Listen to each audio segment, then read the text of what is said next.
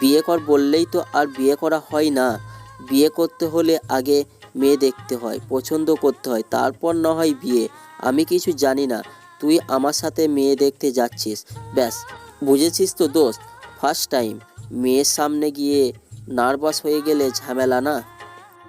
সাদা ভ্রু কুচকে বলল, বাসর ঘরে তো ফার্স্ট টাইমই যাবি, তখন নার্ভাস লাগবে না? নাকি তখন আমাকে সাথে নিবি?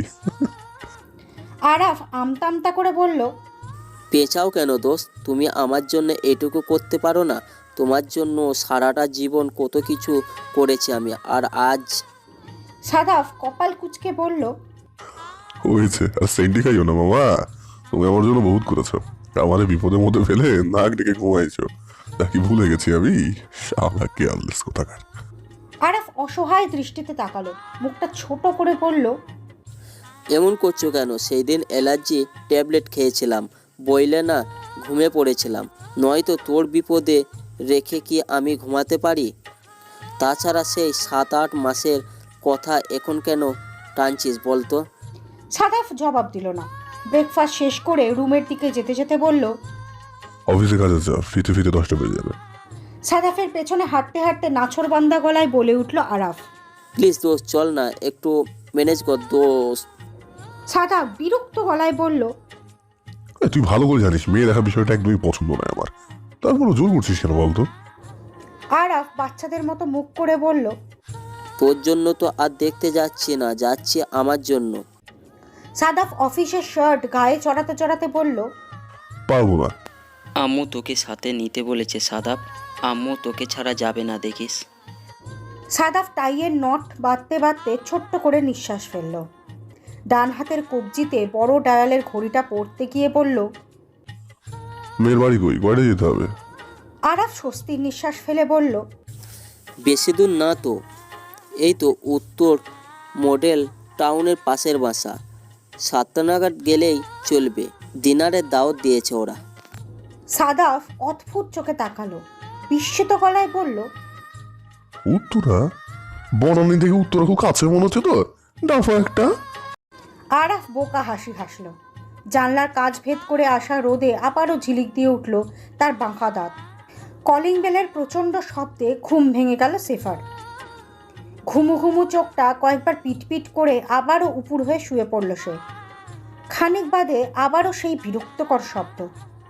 সেফা বিরক্তিতে চোখ মুখ কুচকে বিছানায় উঠে বসল। গায়ের টি শার্টটা টেনে ঠিক করে বিছানা থেকে নেমে দাঁড়ালো সে। এলোমেলো চুলগুলোকে হাত খোপা করতে করতে দরজার ফুটে চোখ রাখল। ফুটো দিয়ে চোখ সরিয়েই তাড়াহুড়ো করে দরজা খুলল সেফা। দরজার বাইরে দাঁড়িয়ে আছে 20-21 বছরের তরুণী, গায়ে লেমন কালারের টপস আর ব্ল্যাক স্কার্ট। গলায় ঝুলছে বিভিন্ন রঙের সংমিশ্রণে তৈরি পাতলা ওড়না, গায়ে জড়ানো কালো রঙের শাল।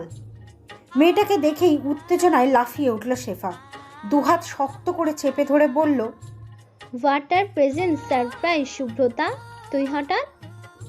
শুভ্রতা মৃদু হেসে বলল, উফ আপু, মেরে ফেলবে নাকি, ছাড়ো তো। শেফা শুভ্রতাকে ছেড়ে সরে দাঁড়াতেই ভেতরে ঢুকলো শুভ্রতা। কাঁধের ব্যাগটা সোফায় রাখতে রাখতে বলল, খালামণি কই আপু? শেফা সোফায় পা তুলে আরাম করে বসলো। শুভ্রতার দিকে তাকিয়ে মিষ্টি হেসে বলল, মা তো ছোট ফুপির বাসায় গেছে, দুপুরের দিকেই চলে আসবে। ছোট খালামণি কেমন আছে রে? শুভ্রতা গায়ের শালটা খুলে রাখতে রাখতে বলল, সবাই ভালো আছে। আগে বলো ব্রেকফাস্টে কি আছে? প্রচণ্ড ক্ষুধা পেয়েছে আপু, না খেয়েই বেরিয়ে এসেছি বুঝলে, তাড়াতাড়ি খেতে দাও তো। শেফা সন্দেহী চোখে তাকালো, আগ্রহ নিয়ে বলল, না খেয়ে বেরিয়েছিস মানে পালিয়ে এসেছিস নাকি? শুভ্রতা কঠিন চোখে তাকালো, ভ্রু কুচকে বলল, পালাবো কেন? আর পালালে ঢাকার বাইরে না গিয়ে ধানমন্ডি থেকে উত্তরায় কেন আসবো, তাও আবার বড় খালামণির কাছে? পাগল। শেফা হেসে বলল, তোর তো পালিয়ে বেড়ানোর ধাঁচ আছে, তাই বললাম। বিয়ে করবি না বলে এত দৌড়াদৌড়ির কি আছে? এর থেকে একটা ছেলে পছন্দ করে বিয়ে করে ফেললেও তো পারিস। ছোট খালু যেমন মানুষ, তোকে কিচ্ছুটি বলবে না। শুভ্রতা প্রত্যুত্তরে নিশ্চুপ বসে রইল। শেফা আরেকটু আরাম করে বসে সামনের দিকে সামান্য ঝুঁকে এসে ফিসফিস করে বলল, সত্যি করে বলতো, তোর কি সত্যি কোনো বিএফ নেই, মানে সেম এজ রিলেশনশিপ টাইপ কিছু?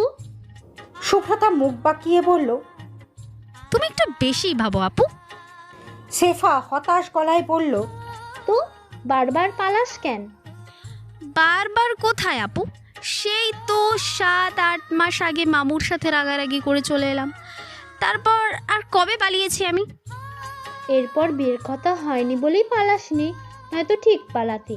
ওটা নিয়ে দুবার এই কাণ্ড করেছিস তুই, কি লাভ হয় বলতো? আমি হলে তো নেচে নেচে বিয়ে করে ফেলতাম।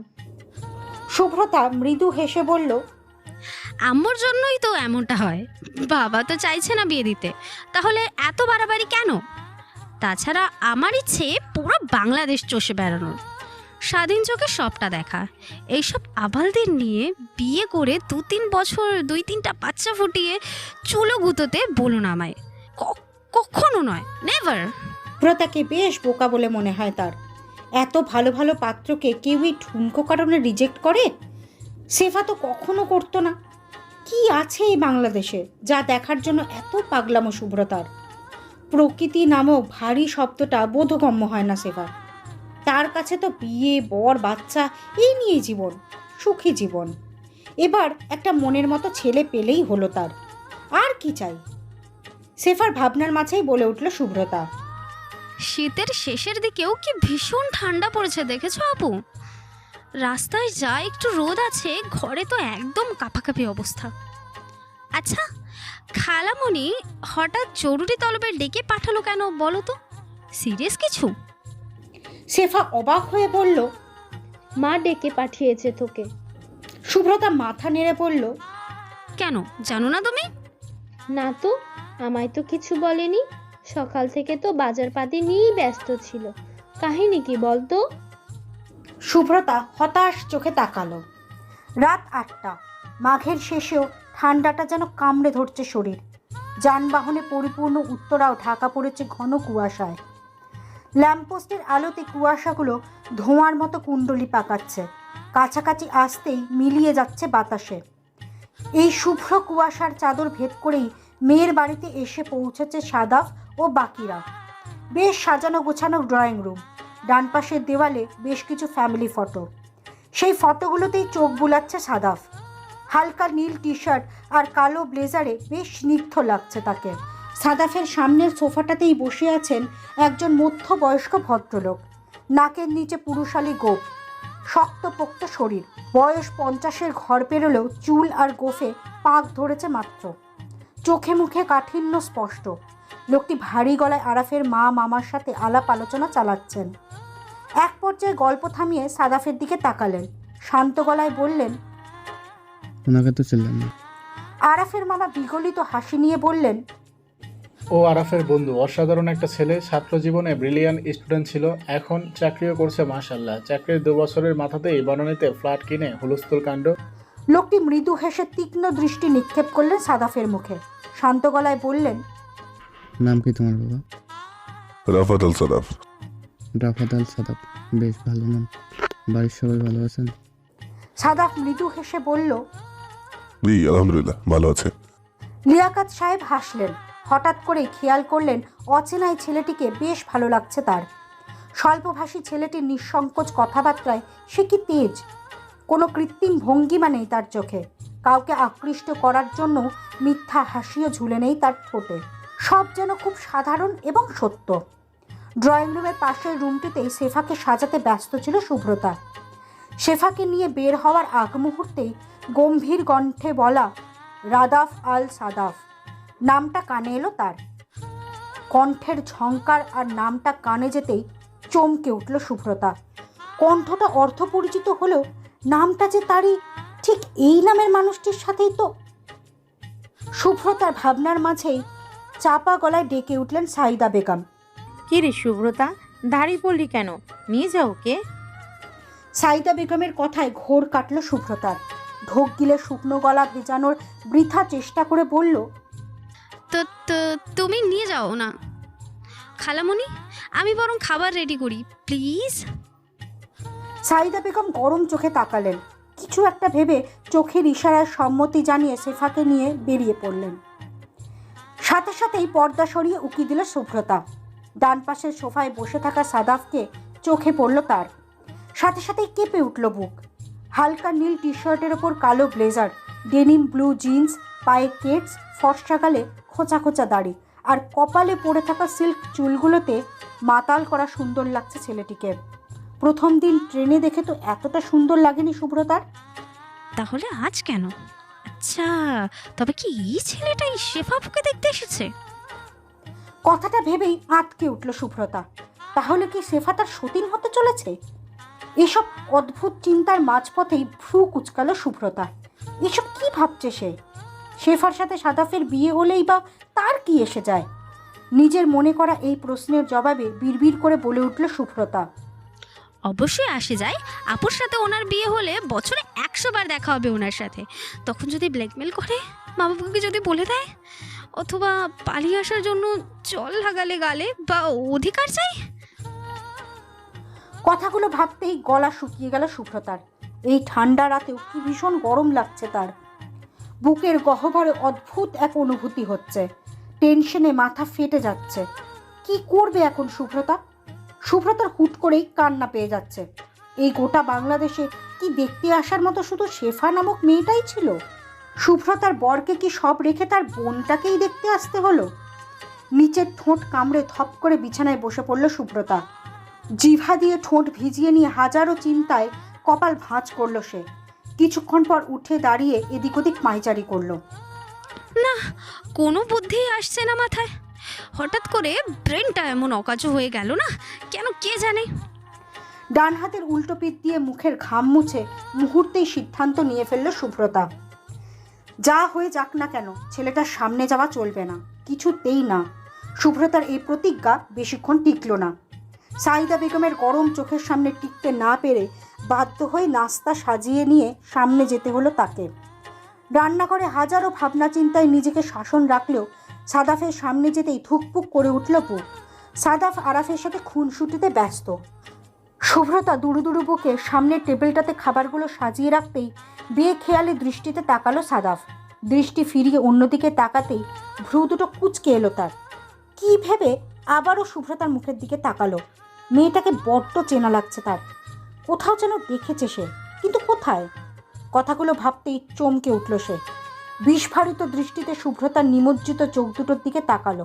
বুকের মাঝে হালকা মৃদু ঢিপঢিপ শব্দটা ধীরে ধীরে গাঢ় থেকে গাঢ়তর হতে চলল। এমন সময় পাশ থেকে প্রশ্ন ছুড়লেন মামা। এই মেয়েটাকে লিয়াকত সাহেব ভারী মিষ্টি দেখতে। লিয়াকত সাহেব মৃদু হেসে বললেন, আমার ছোট শালিকার মেয়ে সুভদ্রা। শুভ্রতা নামটা কানে যেতেই আটকে থাকা নিঃশ্বাসটা ছেড়ে নড়ে চড়ে বসল সাদাব। অস্থির চোখে এদিক ওদিক তাকিয়ে মুখ দিয়ে নিঃশ্বাস ছেড়ে আর চোখে শুভ্রতার দিকে তাকালো।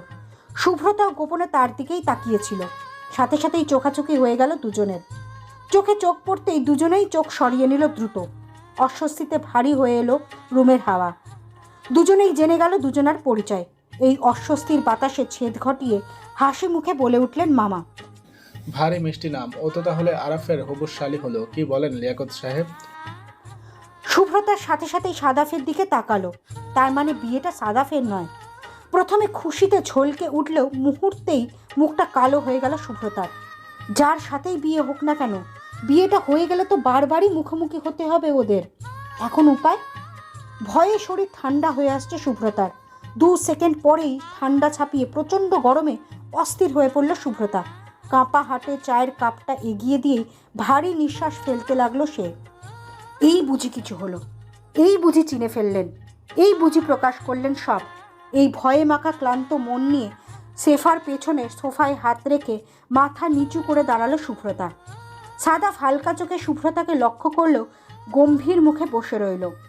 শুভ্রতার আনত মুখের পাশ দিয়ে ছোট্ট ছোট্ট চুলের খেলা করা চাপা নাক, ভারী পল্লবে ঢাকা চোখ, হলদেটে ফর্সা মুখ আর নাকের পাশে কুচকুচে কালো তিল, সব মিলিয়ে অন্যরকম একটা ভালো লাগা ছেয়ে গেল তার মনে। এর আগে কোনো মেয়েকে এভাবে খেয়াল করেনি সাদাফ। তবে আজ কেন এতটা গুরুত্ব দিচ্ছে সে?